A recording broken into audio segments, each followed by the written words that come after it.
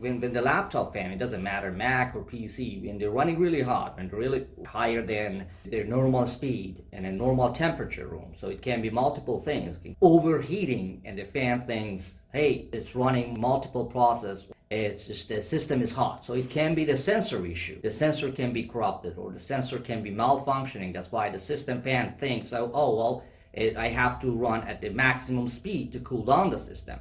Or it might be multiple things running in the background of the system. It means like a lot of processes going on, and the system fan spins high to cool down the processor. Maybe it's dirty, maybe it's clogged by a lot of dust. You don't visibly see that until you open the laptop and take a look at the inside. What's going on is that airflow has been clogged, so that can be cleaned up. That diagnostic we normally run on the system, it gives us an idea what can be caused for the system fan not to run normally in a normal situation.